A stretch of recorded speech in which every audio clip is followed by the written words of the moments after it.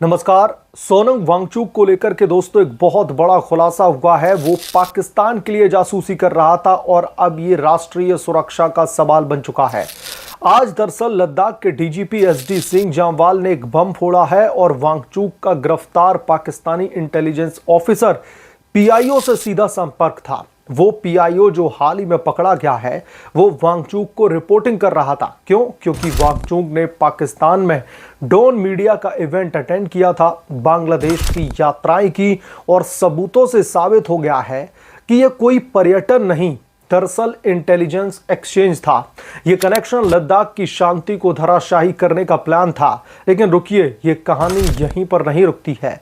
आज हम आपको बताएंगे पाकिस्तान से लिंक कैसे शुरू होकर के क्या क्या हुआ और हिंसा की आग कैसे लगी और मोदी सरकार ने कैसे कड़ा एक्शन लिया। सब कुछ शुरू हुआ लद्दाख स्टूडेंट्स और 6th शेड्यूल की दरअसल मांग से। वांगचुक जो अपनी एनजीओ के जरिए शिक्षा और पर्यावरण पर काम का दरअसल जो है काम किया करता था, उसने जुलाई 2025 से ही केंद्र सरकार के खिलाफ में आंदोलन तेज कर दिया था। लेकिन 24 सितंबर को लेह की सड़कें खून से सन गई। शांतिपूर्ण प्रोटेस्ट में हजारों लोग जमा हुए। भारतीय जनता पार्टी के ऑफिस पर भी हमला कर दिया गया। सरकारी गाड़ियों को तहस नहस कर दिया गया। पत्थरबाजी से 17 सीआरपीएफ के जवान घायल कर दिए गए।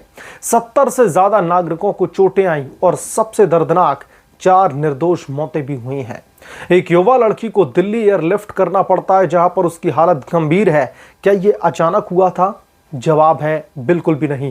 दरअसल डीजीपी जामवाल ने कहा है कि वांगचुक के भड़काऊ भाषणों ने आग लगाई है। मंच से चिल्लाया, अरब स्प्रिंग की तरह उठो, नेपाल और बांग्लादेश के प्रोटेस्ट से सीखो। ये शब्द भीड़ को दरअसल हिंसा की ओर धकेल करके लेकर गए। प्रोटेस्टर्स ने कहा कि हमें स्टेटहुड चाहिए, लेकिन केंद्र हमारी आवाज दबा रहा है।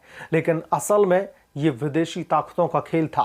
पाकिस्तान एलएसी पर अस्थिरता चाहता था और वांगचुक उनका मोहरा था। 2 दिन बाद दोस्तों पुलिस ने कार्रवाई की। लेह में छापेमारी हुई, 44 गिरफ्तारियां की गई और वांगचुक को एनएसए यानी कि नेशनल सिक्योरिटी एक्ट के तहत हिरासत में लिया गया। अब बहुत सारे लोग कहेंगे कि एनएसए क्यों? क्योंकि यह कानून बिना ट्रायल के 12 महीने तक रुक कर जेल में उसको रख सकता है जब राष्ट्रीय सुरक्षा खतरे में हो, और फिर उसे राजस्थान के जोधपुर सेंट्रल जेल ट्रांसफर कर दिया गया, लद्दाख से दूर, ताकि साजिश न फैला सके। लेकिन पाकिस्तान लिंक कैसे साबित हुआ, चलिए इसे भी समझते हैं। डीजीपी जामवाल की 27 सितंबर की प्रेस कॉन्फ्रेंस ने सब कुछ उजागर करके रख दिया। उन्होंने कहा कि हमें एक पाकिस्तानी इंटेलिजेंस ऑफिसर दरअसल पकड़ा है जो वांगचुक से लगातार संपर्क में था। वो वीडियोस, प्रोटेस्ट अपडेट्स और इंटेलिजेंस रिपोर्ट भेज रहा था। सबूत क्या इसका? वांगचुक की पाक यात्रा, डॉन मीडिया का वो इवेंट जहां पर वो शांति की बातें करता नजर आया, लेकिन असल में आईएसआई के नेटवर्क से जुड़ा हुआ था। इसके अलावा बांग्लादेश की यात्राएं, वहां भी संदिग्ध मीटिंग्स। डीजीपी ने अपनी प्रेस कॉन्फ्रेंस में आरोप लगाया कि वांगचुक स्टेटहुड टॉक्स को दरअसल सैबोटेज करने के लिए एक के बाद एक तमाम ऐसी कोशिशें कर रहा था ताकि केंद्र सरकार को कमजोर दिखा सके। जांच में और भी खुलासे हुए। वांगचुक की एनजीओ जो है उसका एफसीआरए यानी कि foreign contribution regulation act cancel कर दिया गया है। विदेशी फंडिंग का वो दुरुपयोग कर रहा था। पैसे पर्यावरण पर नहीं बल्कि अशांति फैलाने पर खर्च किए जा रहे थे। लद्दाख एडमिनिस्ट्रेशन ने डिफेंड किया, ट्रांसफर जरूरी था क्योंकि लोकल जेल में खतरा था। प्रोटेस्टर्स चिल्ला रहे वांगचुक निर्दोष है, लेकिन ये सबूत जो हैं वो दरअसल झूठे नहीं हैं। पाकिस्तान जो कश्मीर पर आंख गड़ा करके बैठा रहता है, लद्दाख को चीन के साथ में मिलकर के अस्थिर करना चाहता था। मोदी सरकार ने इस मामले में कोई भी ढील या फिर कोई भी कोताही नहीं बरती, सही समय पर सही एक्शन लिया। हालांकि यह एक्शन और पहले होना चाहिए था तो कम से कम लेह लद्दाख में यह आगजनी की घटना नहीं होती। कड़ा एक्शन लिया गया जो राष्ट्रीय सुरक्षा की मिसाल है। सबसे पहले दोस्तों 24 सितंबर की हिंसा के तुरंत बाद होम मिनिस्ट्री ने वांगचुक को मॉब वायलेंस भड़काने का दोषी ठहराया। इसके बाद में एनएसए लगाया गया, वो कानून जो आर्टिकल 370 हटाने के बाद में कश्मीर में इस्तेमाल हुआ। अब लद्दाख में गिरफ्तारी के 48 घंटे में जोधपुर ट्रांसफर किया गया ताकि साजिश और ना फैला सके और जांच तेज हो गई। एनजीओ का FCR suspend, funding account freeze कर दिए गए, डीजीपी अग्रवाल को full support, special investigation team गठित कर दी गई और पीआईओ से लिंक ट्रेस करने के लिए आईबी यानी कि इंटेलिजेंस ब्यूरो शामिल कर दी गई। लद्दाख में अभी तक 44 गिरफ्तारियां हुई हैं, इंटरनेट जो है ठप किया गया है, कर्फ्यू लगाया गया है और भारतीय जनता पार्टी ने कहा है कि यह विदेशी साजिश थी। मोदी सरकार का मैसेज साफ था, राष्ट्र पहले, उससे कोई भी समझौता नहीं किया जाएगा। जैसे पुलवामा के बाद में सर्जिकल स्ट्राइक, वैसे ही यहां पर इंटरनेट जो इंटरनल दरअसल थ्रेट थी उस पर जीरो टॉलरेंस। प्रोटेस्टर्स को चेतावनी, शांति से बात करो, हिंसा का जवाब कड़ा मिलेगा। ये एक्शन दिखाता है कि मोदी के राज में दुश्मन छिप नहीं सकते।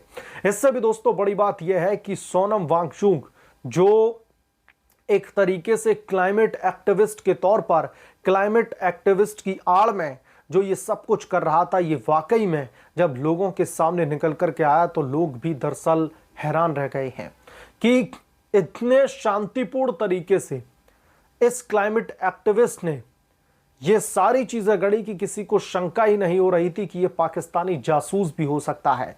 लेकिन अब जब मीडिया रिपोर्ट्स के हवाले से एक के बाद एक तमाम जो खुलासे हुए हैं, जो डीजीपी साहिब की तरफ से जो खुलासे किए गए हैं, ये अब कहीं ना कहीं सोनम वांगचुक के उन पापों की कहानी बयां कर रहा है जो वो पिछले कुछ लंबे समय से भारत के खिलाफ में जो है साजिश रचने में लगा हुआ था और अब वो सलाखों के पीछे है। देश के लिए एक बहुत बड़ी, मैं कहूंगा कि कामयाबी है कि भारत में आंदोलन के नाम पर, शांति प्रिय प्रोटेस्ट के नाम पर जिस तरीके से हमारी इंफॉर्मेशन को पाकिस्तान के साथ में, चाइना के साथ में जो इंटेलिजेंस एक्सचेंज की जो कवायदें चल रही थी, वो अब दरअसल लोगों के सामने उजागर हो चुकी हैं। और इसलिए जब एनएसए लगाया गया तो बहुत सारे लिबरल लॉबी के लोग या फिर यूं कहें कि विपक्ष के तमाम नेता सोनम वांगचुक के दरअसल समर्थन में उतर जाते हैं। उन्हें ऐसा लगता है कि डेमोक्रेसी में किसी की आवाज दबाने की कोशिश की जाती है। लेकिन एक के बाद एक जब इन्वेस्टिगेशन की परतें खुलती गईं, जब तमाम डॉट्स को कनेक्ट किया गया तो पता चला कि ये जो थ्रेट है दरअसल जो नेपाल की तर्ज पर हिंदुस्तान में भी एक बहुत बड़ा एक तरीके से दंगा या फिर आंदोलन भड़काने की साजिश थी, ये सिर्फ नेपाल तक सीमित नहीं थी। इसके तार बांग्लादेश से लेकर के चाइना तक और चाइना से लेकर के पाकिस्तान तक तमाम तार जुड़े हुए थे, जिसके खुलासे इन्वेस्टिगेटिव एजेंसीज की तरफ से किए जा रहे। फिलहाल डीजीपी ने यह बड़ी बात जो लोगों के बीच में रखी है, जो बड़ा खुलासा किया है कि कैसे हिंदुस्तानी इंटेल को वो पाकिस्तान में भेज रहा था, कैसे तमाम वीडियो के जरिए, कैसे तमाम सबूतों के जरिए दरअसल इंटेलिजेंस एक्सचेंज जो है चल रहा था भारत और पाकिस्तान के बीच में।